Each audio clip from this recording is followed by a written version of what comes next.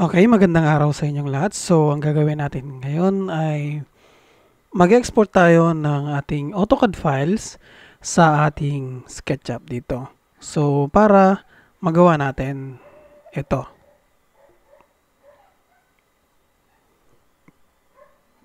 Yan, ganito yung magiging kakalabasan ng gagawin natin later on. So, simulan na natin. So, from there, meron na tayo kasi nito. So, nandito siya sa my file na to. Dito sa SketchUp lecture natin. And then what I will do is go to the SketchUp and then click natin yung file and then import natin siya and hanapin natin yung file na yon. So from there, dito copy mo na lang yung file na to. Then yun yung ilagay mo dito.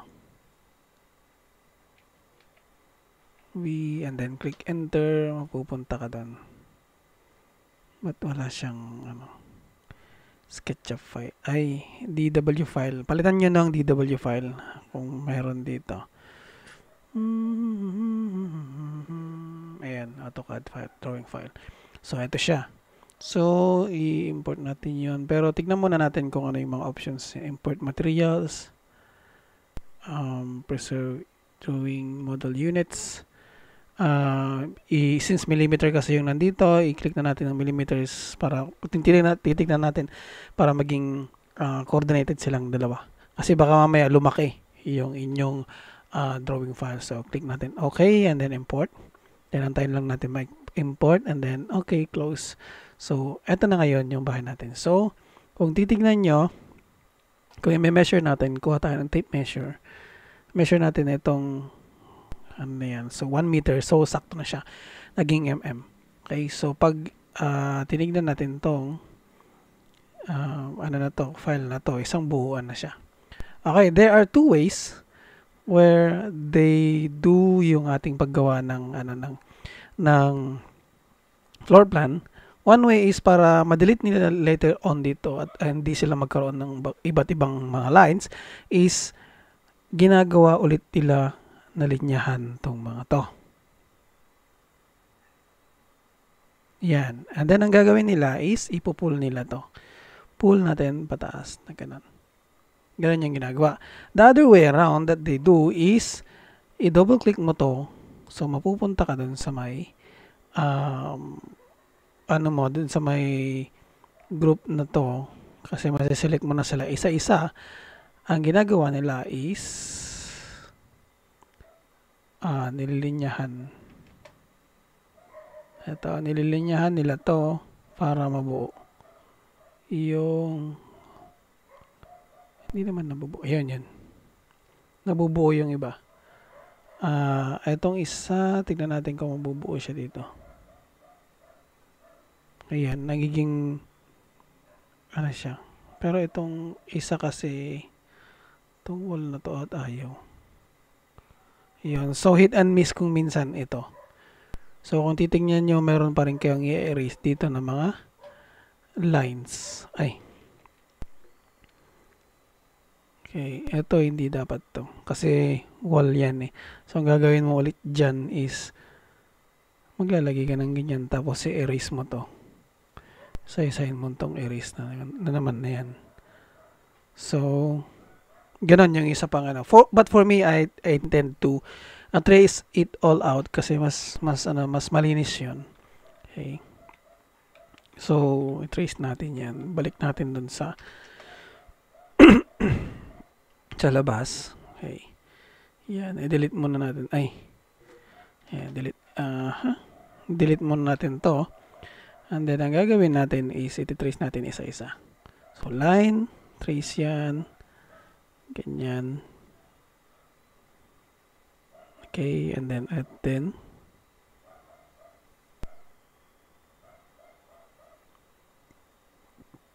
Okay, para hindi kayo maboring, bibilisan ko na lang.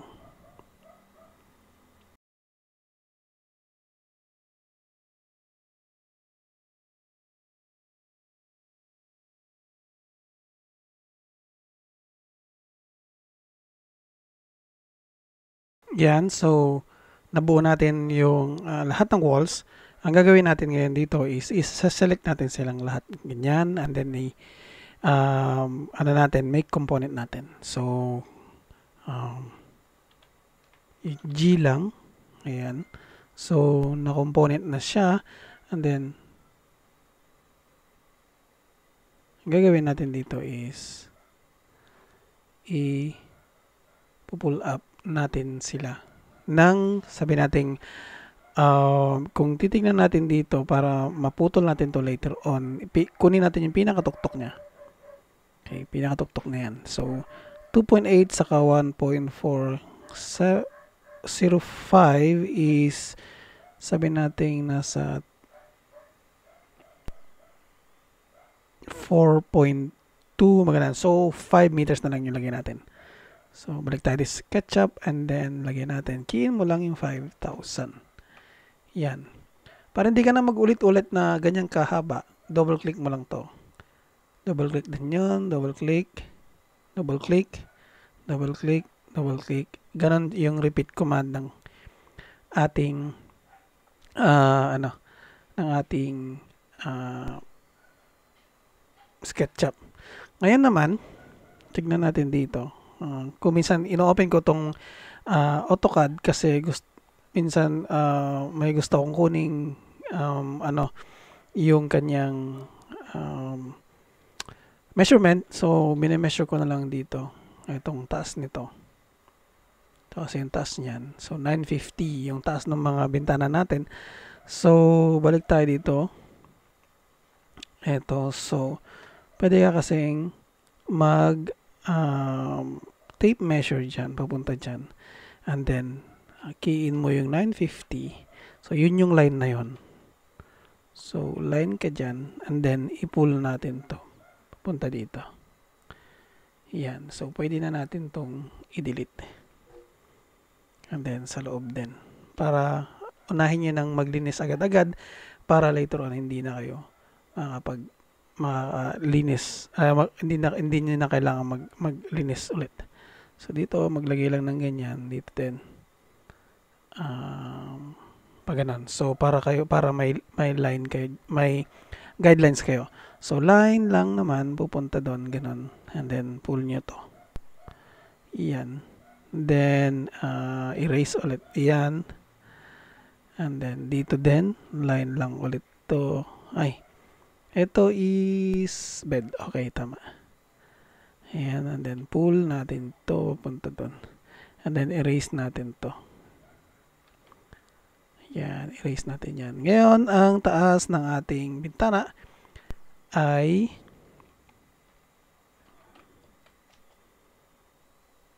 ito, papunta dito. So, 2325 yung ating taas ng bintana.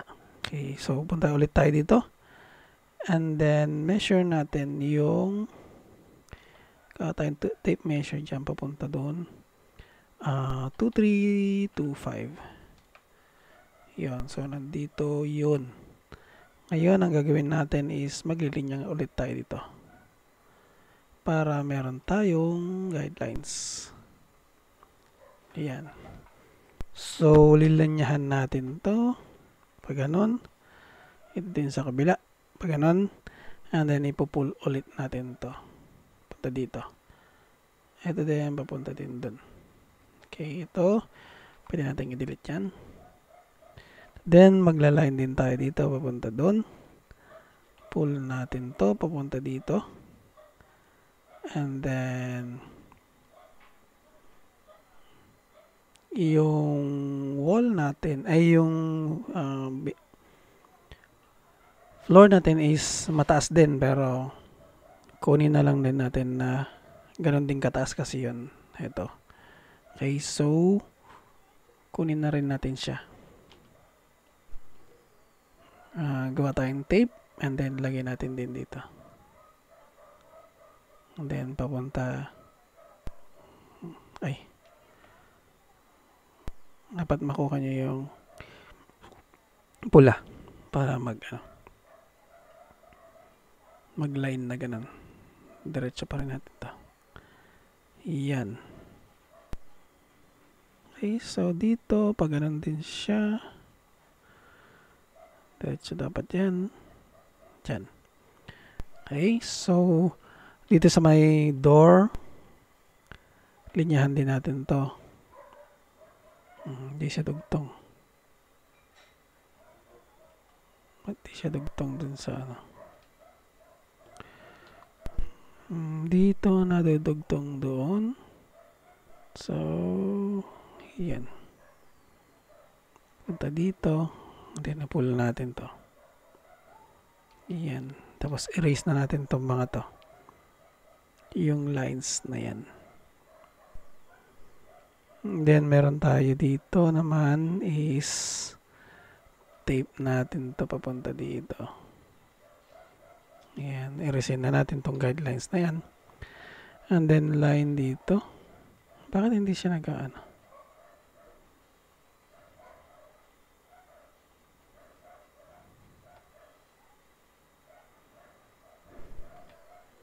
Minsan hindi ko-coordinate itong ano na to. Yan. And then, pull natin to. Yan, papunta doon. And then, eto din, papunta dyan. Then, delete natin yan. Delete din natin to. Delete din natin yun. Okay, so, meron na tayong ganyan. Dito din pala. Kailangan din natin ng tape papunta dito.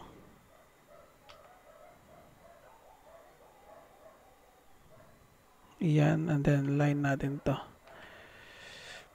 Punta dyan, and then pull natin to, papunta dito. And then yung tape. Punta dito, line. Yan, pull natin to, papunta dito. And then erase natin to. So, meron na kayong mga walls. Itong bintana na to toilet kasi yan. So, medyo mataas to.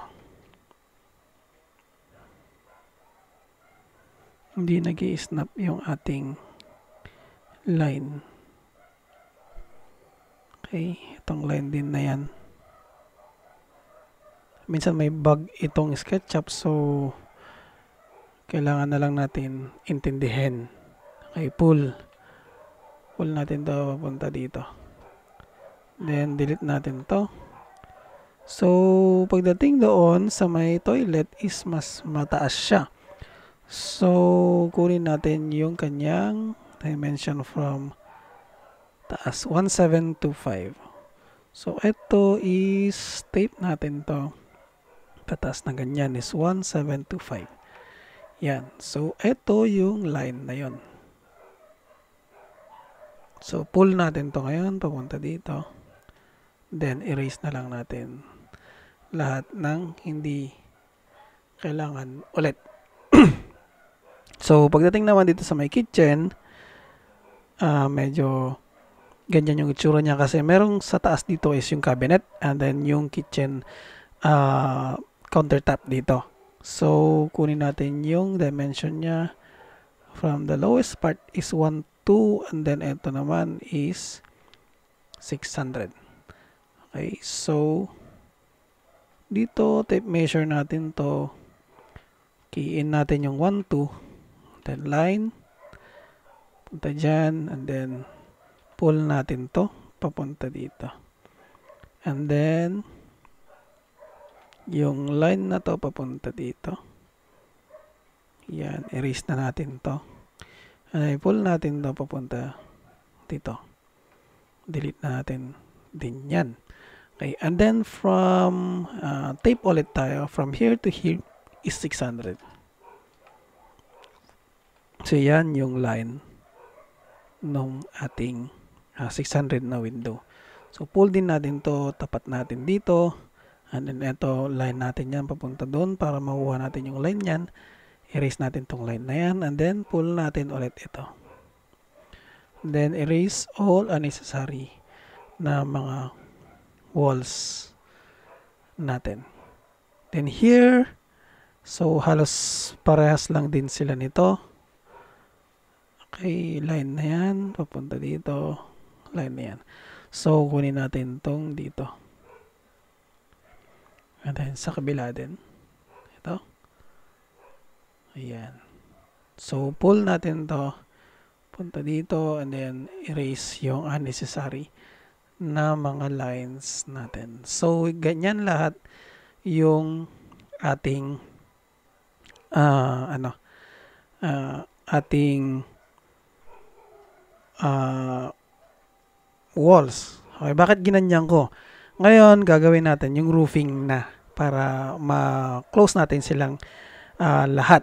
Okay, yung sa roofing naman is gagawin natin siya dito. So, ang gagawin natin is hand. Punta tayo dito sa my front niya kasi front yan. So, dito gagawa tayo ng line na ganito.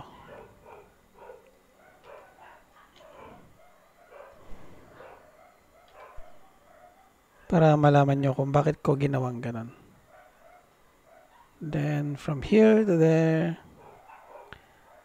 Yan. Ngayon, ito pala. Meron pala siyang line doon. And then, line dito. So, i-delete ko pala to.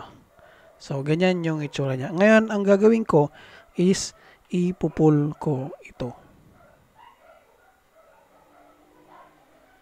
Okay. Yan. And then, ang gagawin natin dyan is kukunin natin yung pinakadulo nito. Patay ng line dyan. Punta dito. And then, gawin natin siyang component. So, nag-auto component yung ginagawa ko. So, then, i-rotate natin yan. Rotate. Dito, papunta doon. Pag ganyan. Taas. Yan. And then, kailangan natin siyang i-move dito mismo. Move natin to papunta dito sa may yan. So, ito na yung ating bubong. So, puputulin kasi natin yung mga excess doon. Kaya natin siya ginanyan. So, ang gagawin natin ngayon dito is right-click ninyo and then intersect faces with model. So, nakita nyo may mga may mga lines na dyan. And then, ang gagawin natin dito, i-hide natin to. And then, dito,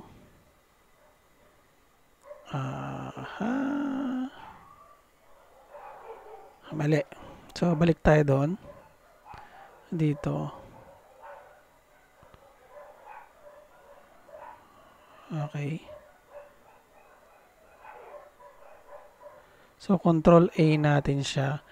And then, intersect faces with model. So, meron na yon. And then, balik tayo sa labas. Ito is hide natin yan. So, and then, dun sa loob, balik tayo dito. I-delete na natin lahat itong mga to.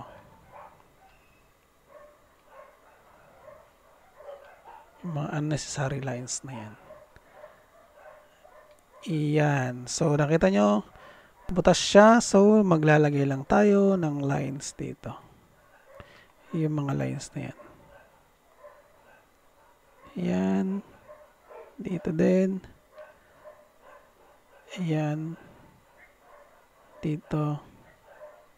Doon. And ito is dyan.